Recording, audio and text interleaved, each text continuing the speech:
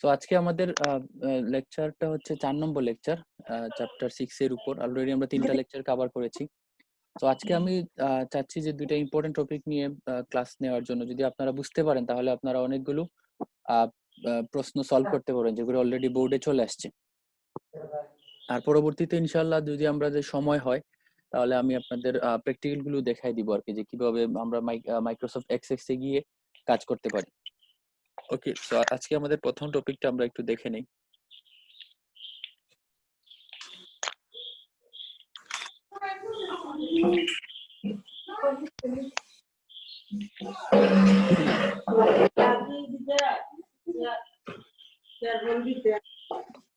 ওকে, আজকে আমরা দেখব, দেখেন, ডেটা ডেটা টেবিলের ফিল্ডের টাইপ সমূহ কি কি। মানে একটা ডেটা টেবিলের যে ফিল্ড গুলো আছে, ওই ফিল্ড গুলোতে অ্যাকচুয়ালি আমরা কি কি টাইপ নিয়ে কাজ করতে পারি, এই জিনিসটা আজকে আমরা একটু দেখব।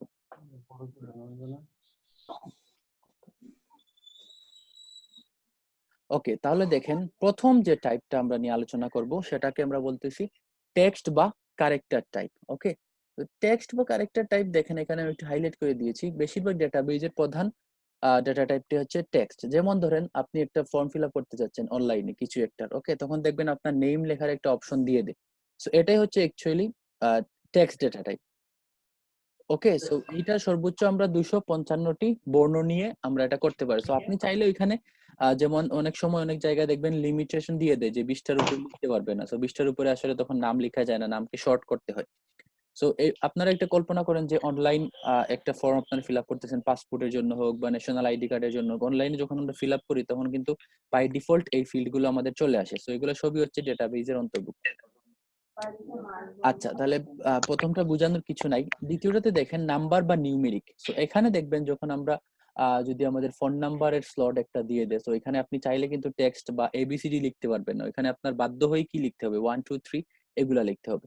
বা যেমন আপনার এইজ দিয়ে দিল, যেমন আপনার এইজ কত, এখন আপনি যদি লেখেন কিসে লিখতে চান, টেক্সট ফাইল করে লিখতে চান যেমন 20 or 18, সো এটা আপনি লিখতে পারবেন না। আপনাকে বাধ্য হয়ে কিসে লিখতে হবে, নিউমেরিকে লিখতে হবে বা নাম্বারে লিখতে হবে। কারণ হচ্ছে এই ডেটা টাইপটা এভাবেই কি করা হয়েছে, বর্ণনা করা হয়েছে। ওকে, সো এরপরে যেটা দেখেন আমরা দেখব যে অটো নাম্বার জিনিসটা কি। ওকে, অটো নাম্বার আসলে নিউমেরিকের আরেকটা সিরিজ। এর আগে বলে নিই যে নিউমেরিক বা নাম্বারে যেটা, ওটা কিন্তু ওই নাম্বারের উপর ভিত্তি করে আরো অনেক ভাগে ভাগ করা হয়েছে। ওকে, সো যেমন লং ইন্টিজার, শর্ট, তারপরে ডাবল, এগুলো সবই হচ্ছে নিউমেরিকের প্রকারভেদ।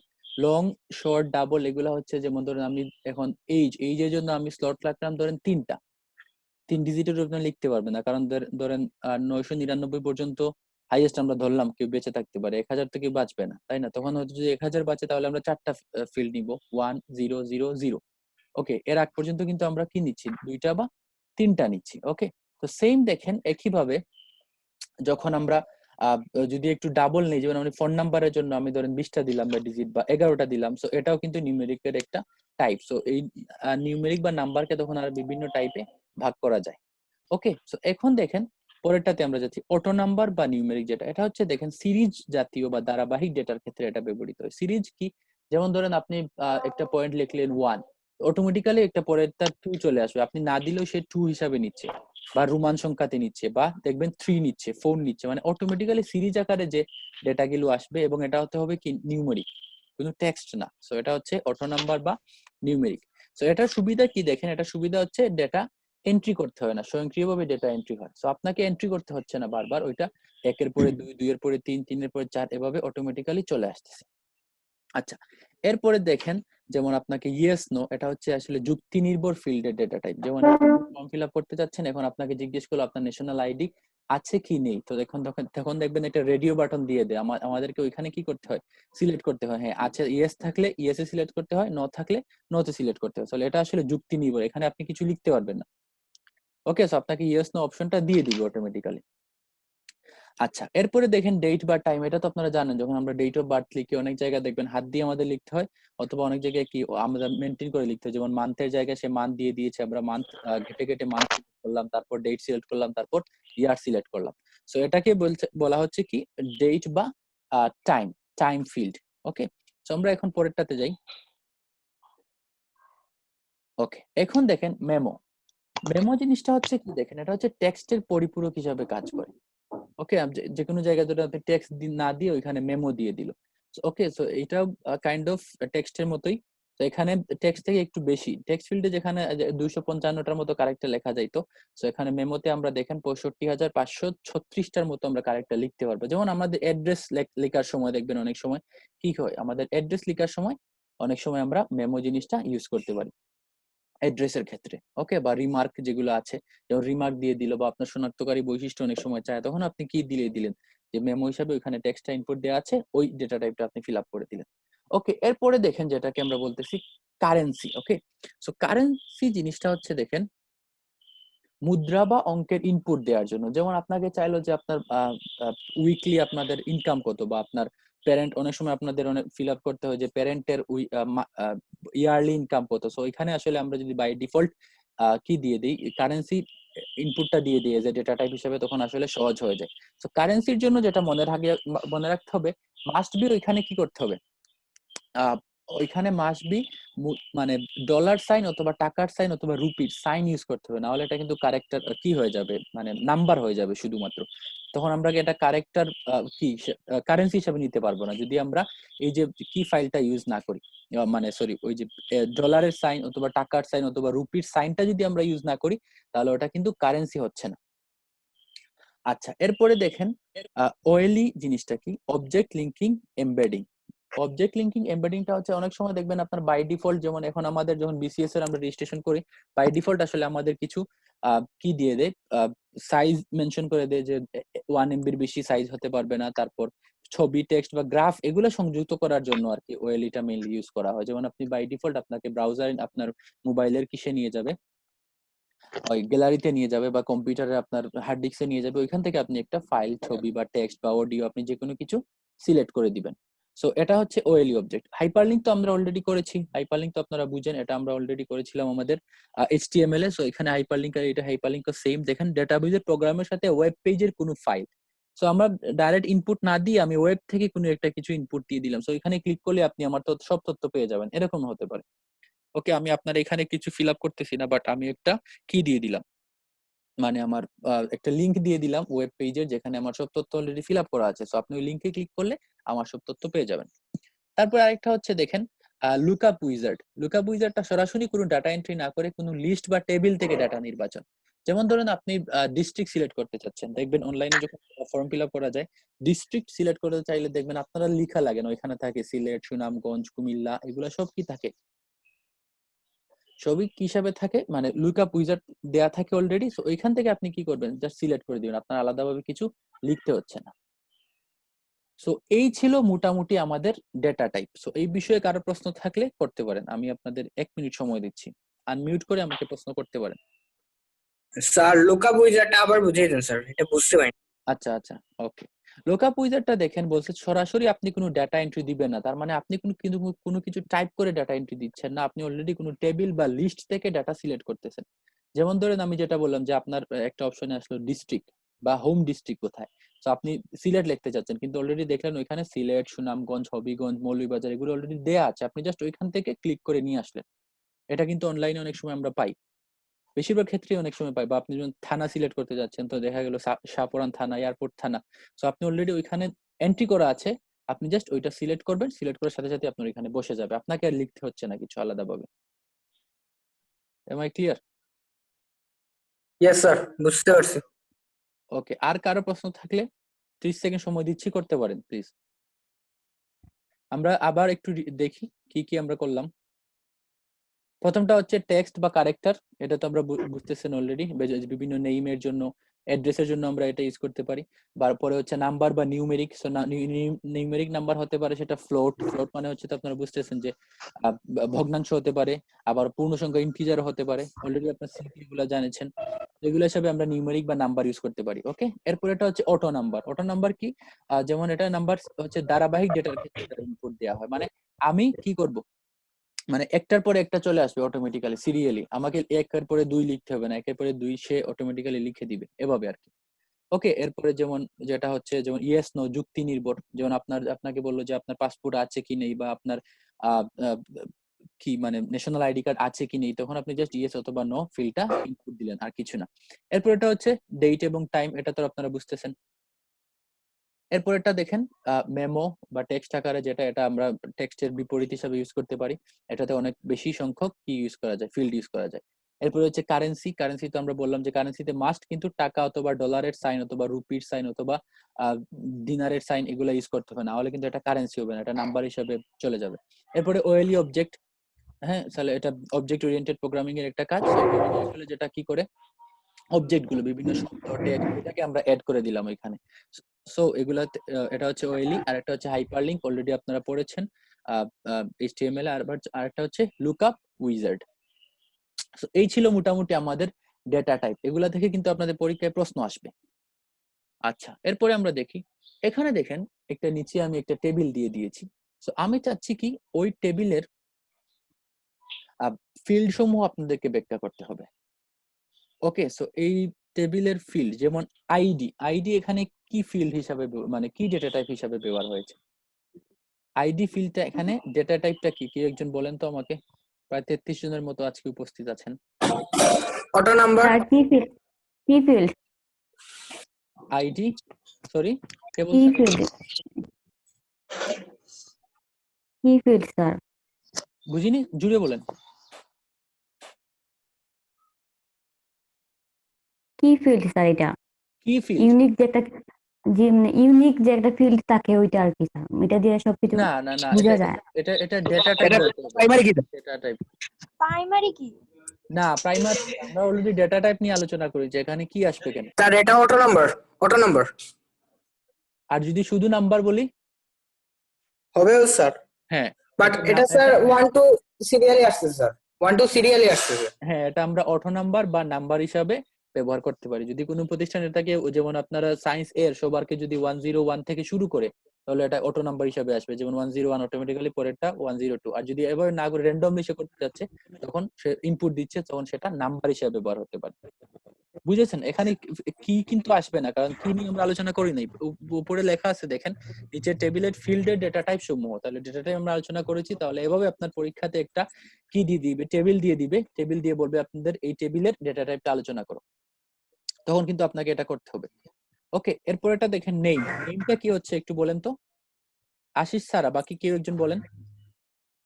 টেক্সট।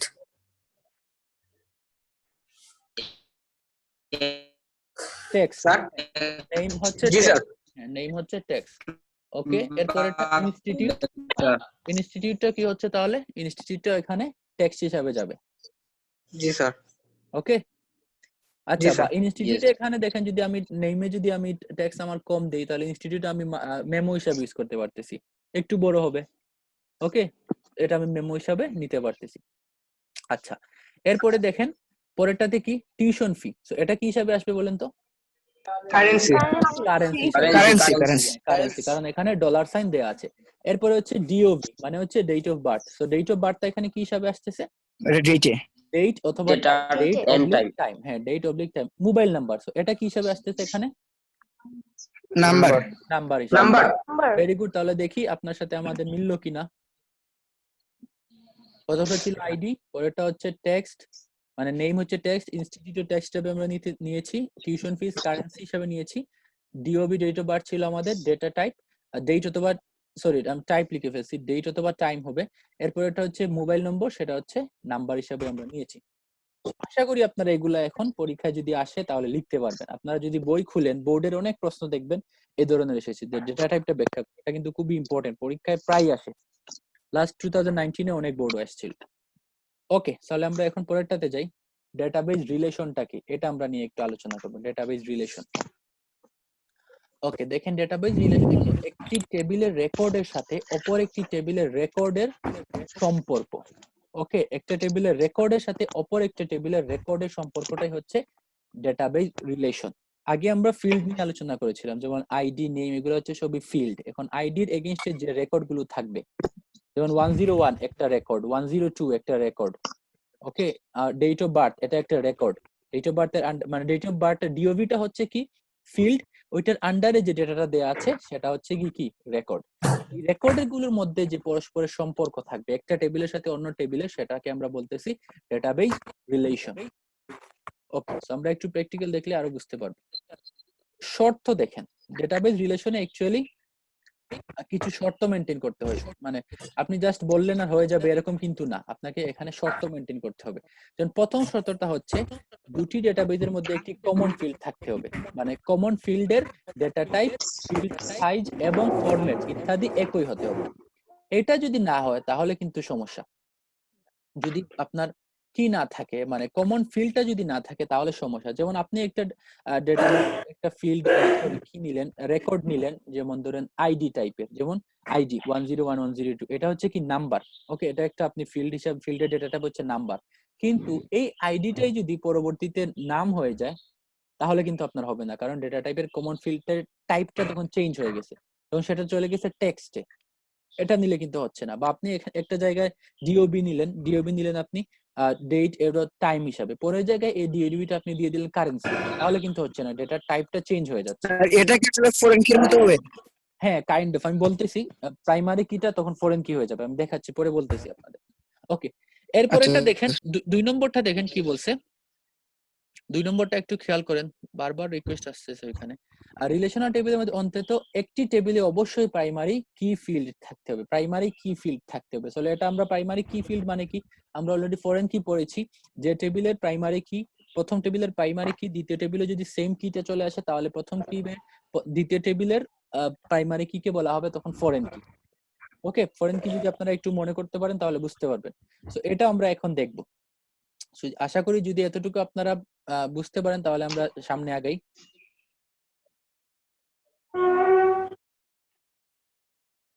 ওকে, দেখেন ডেটাবেজ রিলেশনের এখন আমরা প্রকারভেদে চলে আসছি। অ্যাকচুয়ালি কয় ধরনের রিলেশন হয়? ওকে, বাস্তব জীবনের রিলেশনের মতো না, বাট এটা হচ্ছে ডেটাবেজ রিলেশন। ওকে, সো দেখেন 1 to 1 মানে একজনের সাথে একজনের রিলেশন, বা একটা টেবিলের সাথে, বা একটা টেবিলের একটা রেকর্ডের সাথে আরেকটা টেবিলের একটা record. 1 to many।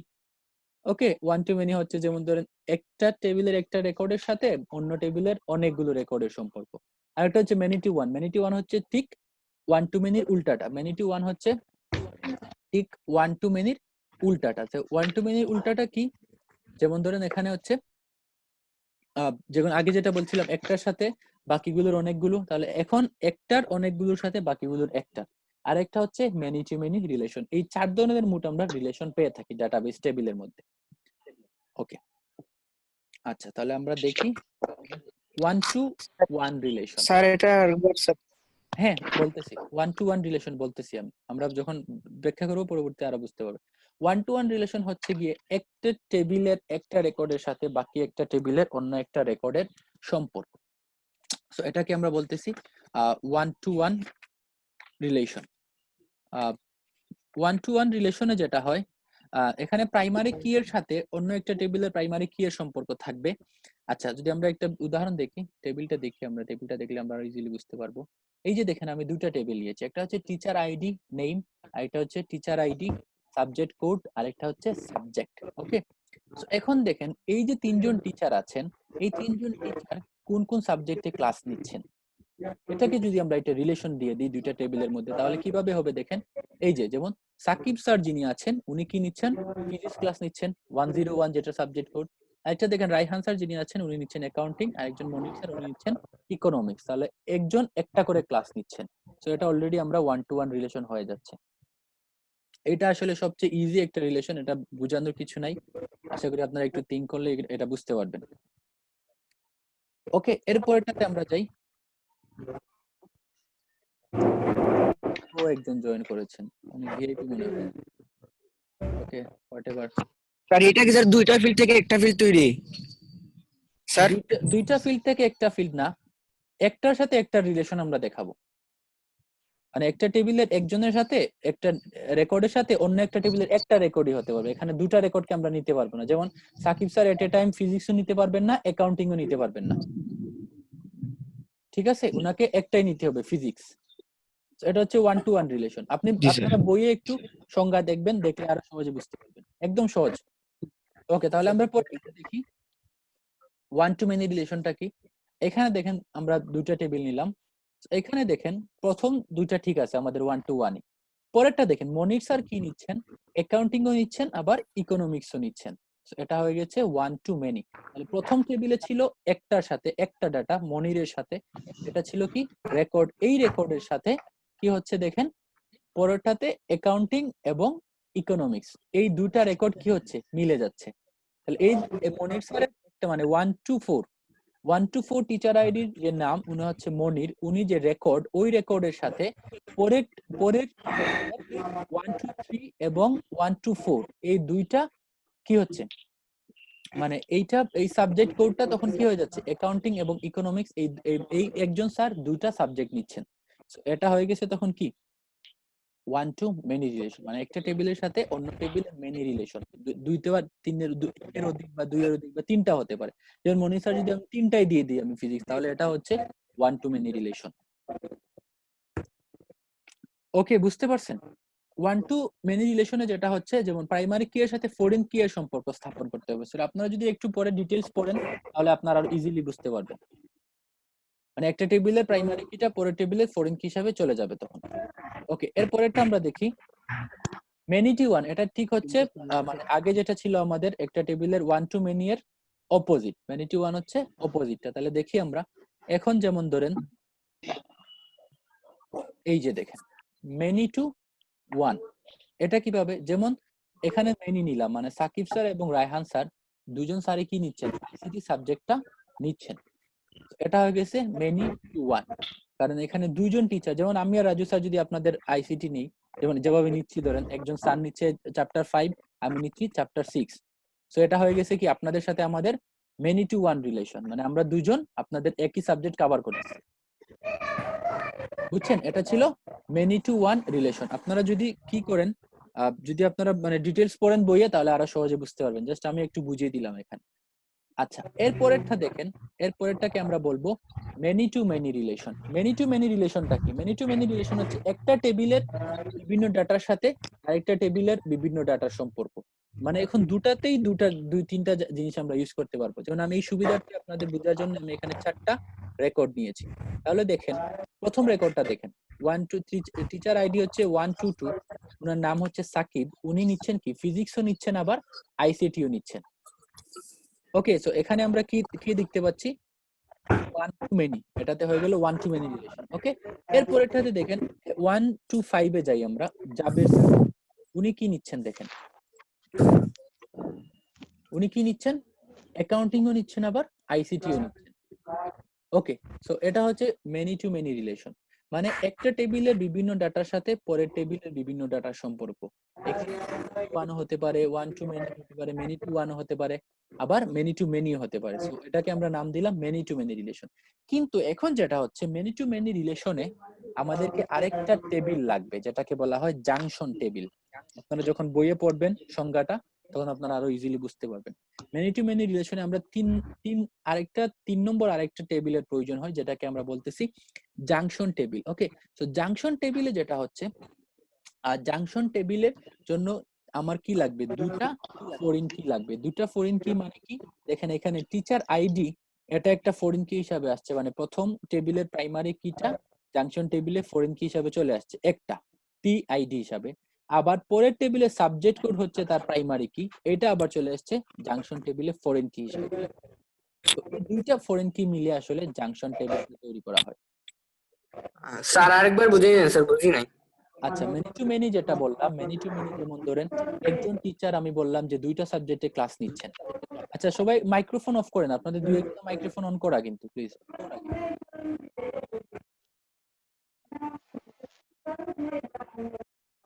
Microphone of করেন, নাহলে বাকিরা শুনতে পারবে না।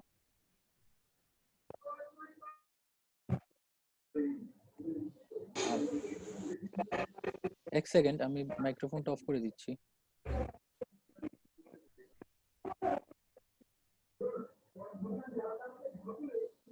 বেশ কয়েকজনের মাইক্রোফোন অন করা কিন্তু।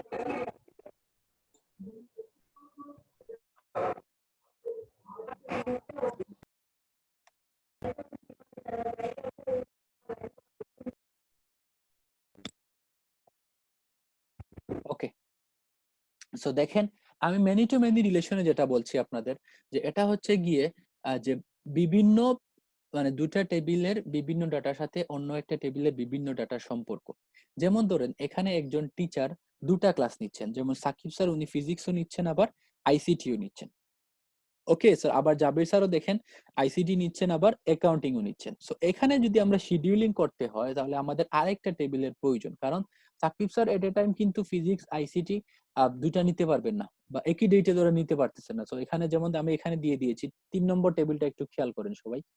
টিচার হচ্ছে 122, তাহলে 122 এখানে হচ্ছে সাকিব স্যার, উনি কি নিচ্ছেন, প্রথম যে সাবজেক্টটা নিচ্ছেন 101, তার মানে সাবজেক্টটা হচ্ছে ফিজিক্স। এই ফিজিক্স সাবজেক্টটা উনি নিচ্ছেন কিসে, সানডেতে। ওকে, আবার সেম টিচার দেখেন 104 সাবজেক্টটা মানে আইসিটিটা নিচ্ছেন তিনি কখন, মানডেতে। ওকে, আচ্ছা এখানে টেবিলটা মনে হয় একটু ভুল করেছি, 123 এবং 124 আবার চলে আসছে। আচ্ছা, সো আমি বলি একটু, আপনারা শুনেন। জাংশন টেবিলটা কেন প্রয়োজন হয়, কারণ হচ্ছে গিয়ে মানে মেনি টু মেনি রিলেশনে দুটা টেবিলের মধ্যে সম্পর্কের জন্য আমাদের দুটা ফরেন কি প্রয়োজন হয়। দুটা ফরেন কি কেন প্রয়োজন হয়, কারণ প্রথম টেবিলে যেটা প্রাইমারি কি এবং দ্বিতীয় টেবিলে যেটা প্রাইমারি কি সেটা তৃতীয় টেবিলে এই দুটা প্রাইমারি কি ফরেন কি হিসাবে নেই আমরা। যেমন দেখেন প্রথম টেবিল যেটা ছিল টিচার আইডি এবং নেম, এইখানে টিচার আইডিটা হচ্ছে প্রাইমারি কি, আবার দ্বিতীয় টেবিলে এই টিচার আইডিটা হয়ে গিয়েছে ফরেন কি। কিন্তু তাহলে দ্বিতীয় টেবিলেরও তো একটা প্রাইমারি কি প্রয়োজন, তাহলে এখানে প্রাইমারিটা কোনটা, সাবজেক্ট কোডটা হচ্ছে এখানে প্রাইমারি কি। ওকে, এই দুটা প্রাইমারি কি কে আমরা কি করতেছি, এই দুটা প্রাইমারি কি কে যখন আমরা জাংশন টেবিল অর্থাৎ তৃতীয় টেবিলে নিয়ে আসবো, এটাকে আমরা তখন হয়ে যাচ্ছে এটা ফরেন কি হিসাবে। এটা তখন হয়ে যাবে এই দুটা, যেমন টিআইডি এবং সাবজেক্ট কোড, এই দুটাই হয়ে গেছে এখানে ফরেন কি। তো মেনি টু মেনি রিলেশনে আমাদের আলাদা একটা টেবিলের প্রয়োজন হয়, এটাকে আমরা বলতেছি জাংশন টেবিল। আপনারা যখন ডিটেলস পড়বেন বইয়ে, তখন যদি কোনো প্রশ্ন থাকে তাহলে প্রশ্ন লিখে রাখবেন, আমাকে নেক্সট ক্লাসে অথবা চ্যাটে বা যে কোনো জায়গায় আমাকে জিজ্ঞেস করবেন, আমি তখন বলে দিব। সো আপনারা যদি ডিটেলস না পড়েন তাহলে এটা বোঝা সম্ভব না অ্যাকচুয়ালি। আমি জাস্ট প্র্যাকটিক্যালি একটু বুঝিয়ে দিলাম, যখন আপনারা ডিটেলস পড়বেন তখন যাতে বুঝতে পারেন। ক্লিয়ার? সো আমাদের টাইম অলমোস্ট রানিং, 5 মিনিটের মতো আর আছে। সো এতটুকু ক্লিয়ার? কে প্রশ্ন জি স্যার। ওকে, আপনারা আবারও বলছি এখান থেকে বোঝানো সম্ভব না, আপনারা জাস্ট আবার বইটা যখন খুলবেন, বইয়ের যখন থিওরিটা দেখবেন তখন আসলে আরো সহজে বুঝতে পারবেন। ওকে, আচ্ছা পরবর্তী যে স্লাইড কি, আচ্ছা দেখেন এখানে আমি কিছু আপনাদের হোম টাস্ক দিয়ে দিয়েছি। প্রথমটা দেখেন, একটি রেকর্ডের সাথে অনেকগুলো রেকর্ডের সম্পর্ক যুক্ত হয় কোনটিতে, বলেন তো। একটি রেকর্ডের সাথে অনেকগুলো রেকর্ড, হ্যাঁ মানে একটা One to many. রেকর্ড, হ্যাঁ একটা টেবিলের একটি রেকর্ড, বাকি টেবিলের One to many. One One to many, sir. হচ্ছে খ, হ্যাঁ এটা হচ্ছে খ, এটা হচ্ছে ওয়ান টু মেনি। এরপরেরটা দেখেন কি বলছে, একটি কলেজের ডেটাবেজে 50 জন শিক্ষকের তথ্য সংরক্ষিত আছে। ওকে, প্রতিটি শিক্ষকের নাম, আইডি নং, জন্ম তারিখ ও মোবাইল নম্বর সংবলিত 4টি ফিল্ড আছে। আপনাকে 2 নং প্রশ্নের উত্তর দিতে হবে। ওকে, তো এখানে দেখেন উদ্দীপকে শিক্ষকের আইডি হতে পারে, শিক্ষকের আইডিটা কি হতে পারে এখানে, numeric sir. Numeric, auto numeric. না নাম্বারিক বলতে কিছু নাই, নিউমেরিক। Numeric. এখানে Numeric, তিনটা sir, অপশন sorry. দেওয়া আছে, তিনটা Numeric, অপশন sir. দেওয়া আছে দেখেন। Numeric. টেক্সট টাইপ, Numeric আর auto number, sir. Auto number, হ্যাঁ এটা হচ্ছে Auto নিউমেরিক অটো নাম্বার। কারণ ওই যে আগে আমরা যেটা টেবিলে, হ্যাঁ আমরা টেবিলে যেটা করেছিলাম যে অটো নাম্বার, আমরা যদি শিক্ষকের আইডি যেমন প্রথম যে শিক্ষক ওনার আমরা দিলাম 101, পরের জন্য অটোমেটিক্যালি 102 আসলো, অথবা আমি নিচ থেকে ইনপুট দিতে পারি। এটা নিউমেরিক বা অটো নিউমেরিক দুটাই হতে পারে। Auto numeric. এরপর গ নাম্বার 2 3। হ্যাঁ থ্যাংক ইউ। এরপর 3 নম্বরটা দেখি, নেম ফিল্ডের ডেটা টাইপ কোনটি, সহজ, টেক্সট। Text. নেম Text, ফিল্ডের sir. হচ্ছে টেক্সট। আচ্ছা, এরপরে দেখেন আরেকটা প্রশ্ন আছে, এটা আপনারা আনসার করে খাতাতে তুলে রাখবেন, আমাকে দেখাবেন, ভুল হলে আমি ধরিয়ে স্যার দেব। এটা স্ক্রিনশট দিয়ে দিন স্যার গ্রুপের মধ্যে। হ্যাঁ আপনারা কেউ নিয়ে নেন স্ক্রিনশট, সব স্যার নিয়ে নিয়েছি স্যার, নিয়ে নিয়েছি, আমরা নিয়ে নিয়েছি স্যার। হ্যাঁ আপনারা একজন নিয়ে নেন, স্যারকে এত কষ্ট দিলে হবে করোনার সময়। আচ্ছা সরি স্যার। হ্যাঁ না okay alright, I am just fun. Okay দেখেন এখন এটা দেখেন, এটা কুমিল্লা বোর্ড 2019 এ আসছিল। আপনাদের সাইফার টেক্সট কি এটা শেখানো হয় নাই, যদি কেউ পারেন বই থেকে অ্যানসার করে দিয়ে, না হলে এটা লাগবে না। ওকে, এরপরে দেখেন খ নম্বর যেটা প্রাইমারি কি ও ফরেন কি এক নয়, এটা তো আপনারা অলরেডি পারেন। এরপরে দেখেন অ্যাডমিশন টেবিল, মানে প্রথম টেবিলের ডেটা টাইপ ব্যাখ্যা করো। তো প্রথম টেবিলের data type roll number, name, GPA, date, fee. Okay, এখানে কয়টা জি, আছে? স্যার। একটা, দুইটা, তিনটা, চারটা, পাঁচটা। 5টা। হ্যাঁ, পাঁচটা। তাহলে পাঁচটা ফিল্ডের ডেটাটা আপনাকে ব্যাখ্যা করতে হবে। এখানে ফিজে অ্যাকচুয়ালি ওরা 25,000 দিয়ে দিয়েছে, সো এটা কারেন্সি বা নাম্বার যদি কেউ দিয়ে দেয় সমস্যা নেই, ডাবল আসতে পারে, কিন্তু স্যার। এটা উচিত ছিল ওনাদের এখানে টাকা উল্লেখ করে দেয়া। ওকে, এরপর এটাতে দেখেন ঘ নম্বর যেটা বলছে, উদ্দীপকের দুটি টেবিলের মধ্যে রিলেশন তৈরি করা সম্ভব কিনা। তো এটা আপনারা বুঝে শুনে আনসার করবেন, আমি এখন বলতেছি না। সম্ভব স্যার। আপনারা বই না শুধু সম্ভব বললে কি হয়ে যাবে, 4 মার্ক পেয়ে যাবেন? কোন ধরনের রিলেশন লাগবে ওইটাও কিন্তু দেখাতে হবে। Am I clear? কোন ধরনের রিলেশন লাগবে স্যার। ওইটাও কিন্তু বলতে হবে, কারণ 4 মার্ক। সো আপনারা বই একটু ঘাটবেন, বই ঘাটবে, দেখবেন যে এটা কিভাবে আনসার করতে হয় বা এটার মধ্যে কি ধরনের সম্পর্ক, আমরা কতটুকু ডিটেইলসে যাব। আমি তো জাস্ট এটা চিত্র দিয়ে বুঝিয়ে দিয়েছি আপনাদের 1 to 1 1 to many, কিন্তু আপনাকে তো এভাবে বুঝাতে হবে, বুঝাতে পারবেন। 4 মার্ক পেতে হলে একটু লিখতে হবে। ক্লিয়ার? জি আচ্ছা। জি স্যার। আচ্ছা, তো আমাদের রেকর্ডিং অফ করে দিই, পরে 2 মিনিট আমরা গল্প করতে পারি নাকি? Okay sir. তো আজকের ক্লাস স্ক্রিনশট নিয়ে আপনারা গ্রুপে দিয়ে দিবেন। আর সবাই কি লিখে দিয়েছেন আপনাদের নাম? জি স্যার। জি স্যার, জি স্যার। স্যার আমি দিই নাই স্যার। দিয়ে দেন, চ্যাটে দিলাও। দিয়ে দেন। হ্যাঁ,